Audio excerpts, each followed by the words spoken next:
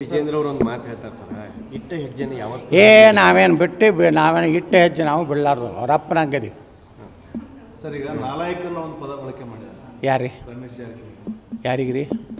ವಿಜೇಂದ್ರ ಮತ್ತು ಅವ್ರ ಅಪ್ಪನ ಡೂಪ್ಲಿಕೇಟ್ ಸಹಿ ಮಾಡಿದವ್ರಿಗೆ ನೀವು ಭಾಳ ಸಾಜೂಗ ಅನ್ಬೇಕಾ ಅಥವಾ ಅಂಥ ದೇಶಕ್ಕಂಟ ಅಪ್ರತಿಮ ನಾಯಕ ಅನ್ಬೇಕಾ? ಏನು ನೀವೇ ಹೇಳ್ರಿ. ನಾಲಾಯಕನ್ ಮತ್ತು ನಿಮ್ಮ ಅಪ್ಪನ ಸಹಿ ಮಾಡಿ ನೀವು ಮುಖ್ಯಮಂತ್ರಿ ಇದ್ದಾಗ ಏನೇನು ಮಾಡಿರಿ ಅನ್ನೋದು ಹರಿಪ್ರಸಾದ್ ಕಾಂಗ್ರೆಸ್ನವ್ರು ಹೇಳ್ಯಾರಲ್ಲ, ಏನು ಶಾಸಕರು ಅದಾರಲ್ಲ, ಅವ್ರು ಏನು ಹೇಳ್ಯಾರ? ಅವ್ರ ಅಪ್ಪಂದೇ ಸಹಿ ಮಾಡ್ಯಾನ ಡೂಪ್ಲಿಕೇಟ ಮುಖ್ಯಮಂತ್ರಿ. ಇದು ತನಿಖೆ ಮಾಡಿರಿ. ಕಾಂಗ್ರೆಸ್ನವ್ರು ನಿಮಗೆ ತಾಕತ್ತಿತ್ತು ಅಂದ್ರೆ, ಸಿದ್ದರಾಮಯ್ಯಗೆ ತಾಕತ್ತಿತ್ತು, ಡಿ ಕೆ ಶಿವಕುಮಾರ್ಗಿತ್ತು ಅಂದ್ರೆ, ಯಡಿಯೂರಪ್ಪ ಇದ್ದಾಗ ಎಷ್ಟು ಸಹಿಗಳಾಗ್ಯಾವ, ಯಾವ ಸಹಿ ಅದಾವೆ ಎಲ್ಲದಕ್ಕೂ ಇದಕ್ಕೆ ಕೊಟ್ಟು ಕಳಿಸ್ತಿರಲ್ಲ.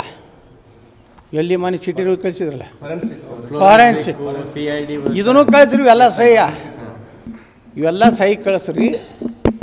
ಇಲ್ಲ ಯಡಿಯೂರಪ್ಪನೇ ಮಾಡ್ಯ ಅನ್ನೋದು ಪ್ರೂಫ್ ಆದ್ರೆ, ರಮೇಶ್ ಜಾರಕಿಹೊಳಿ ನಾಲಾಯಕ ಅಂದ್ರೆ ನಾವು ವಾಪಸ್ ತೊಗೋತೀವಿ. ಅದು ಪ್ರೂವ್ ಆಯ್ತು ಅಂದ್ರೆ ನಾಲಾಯಕ ಅನ್ನೋದು ಪ್ರೂವ್ ಆಗ್ತದೆ. ವಿಜೇಂದ್ರ ಅವರು ಒಂದು ಮಾತು ಹೇಳ್ತಾರೆ ಸರ್, ಇಟ್ಟ ಹೆಜ್ಜೆನ ಯಾವತ್ತು ನಾವೇನು ಬಿಟ್ಟು ನಾವೇನು ಇಟ್ಟ ಹೆಜ್ಜೆ ನಾವು ಬಿಡಲಾರ್ದು ಅವರಪ್ಪನ ಹಂಗದಿ.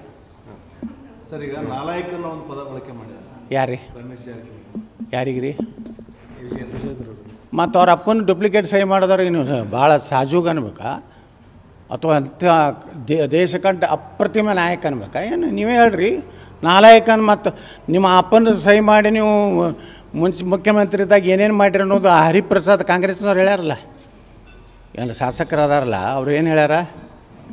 ಅವ್ರ ಅಪ್ಪಂದೇ ಸಹಿ ಮಾಡ್ಯಾನ ಡೂಪ್ಲಿಕೇಟ ಮುಖ್ಯಮಂತ್ರಿ. ಇದು ತನಿಖೆ ಮಾಡಿರಿ. ಕಾಂಗ್ರೆಸ್ನವ್ರು ನಿಮಗೆ ತಾಕತ್ತಿತ್ತು ಅಂದ್ರೆ, ಸಿದ್ದರಾಮಯ್ಯಗೆ ತಾಕತ್ತಿತ್ತು, ಡಿ ಕೆ ಶಿವಕುಮಾರ್ಗಿತ್ತು ಅಂದ್ರೆ, ಯಡಿಯೂರಪ್ಪ ಇದ್ದಾಗ ಎಷ್ಟು ಸಹಿಗಳಾಗ್ಯಾವ, ಯಾವ ಸಹಿ ಅದಾವೆ ಎಲ್ಲದಕ್ಕೂ ಇದಕ್ಕೆ ಕೊಟ್ಟು ಕಳಿಸ್ತಿರಲ್ಲ. ಎಲ್ಲಿ ಮನೆ ಸಿಟಿ ಕಳಿಸಿದ್ರಲ್ಲ ಫಾರೆನ್ಸಿಕ್, ಇದನ್ನು ಕಳಿಸ್ರಿ. ಇವೆಲ್ಲ ಸಹಿ, ಇವೆಲ್ಲ ಸಹಿ ಕಳಿಸ್ರಿ.